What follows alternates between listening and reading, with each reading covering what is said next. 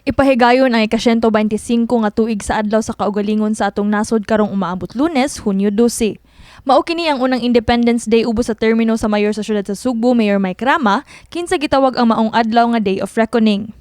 Gipasalig sa mayor nga sa maong adlaw wala nay basura, libod suroy, manglilimos, vandalismo, hugaw ug uban pa nga makita sud sa syudad. Subay niini ang bag-ong gipasar nga ordinansa nga gitawag og Anti-Road Obstruction Ordinance of the City of Cebu nga gipangamahanan ni Cebu City Councilor Attorney Ray Gialon. Tumong sa maong ordinansa ang pagtangtang sa mga permanente nga mga estruktura sa mga sidewalk sa syudad sama sa mga poste, utility poles, panel boards ug water meters. Ug gani nang hinaot si Gialon nga mo-cooperate ang mga kompanya sa maong ordinansa aron sa katumanan sa damgo ni Mayor Rama nga Singapore like Cebu City.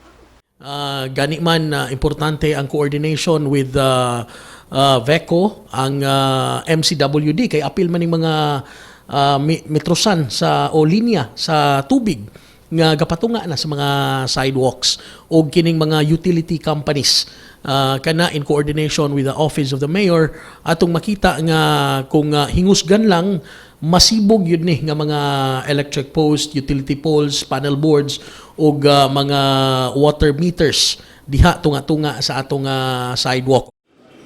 Nahisgutan usab nga adunay mga public utility companies nga nangayo og exemption niini. Apan gibutyag ni Gialon nga sukwahi kini sa tumong sa maong ordinansa. Mao nay na abot sa atong public hearing on second reading nga ilang i-exempt gusto sila nga dili sila ma-covered sa ordinance, but that is the antithesis of the ordinance, exactly the reason why we enacted that ordinance aron nga mahanay mahawan og if it means nga magsugod ta karon nga ang ilang mga poles adto na sa mga adjoining private property owners ila na gyud nang buhaton. Lakip sa mga maapektuhan niini ang mga sidewalk vendors sa syudad sa Sugbo. Gani ang mga sidewalk vendors sa Dalan Colon, ilinya o organisa og tarong kilid sa mga poste sa mga building sa Colon nga dili makababag sa kadalanan. They are ambulant, they move around, so ihanay sila sa paagi nga dili sila maka-obstruct og traffic flow. Kaganiha atong giskutan ang mga daan kung daghan kayo, kung diin daghan sila.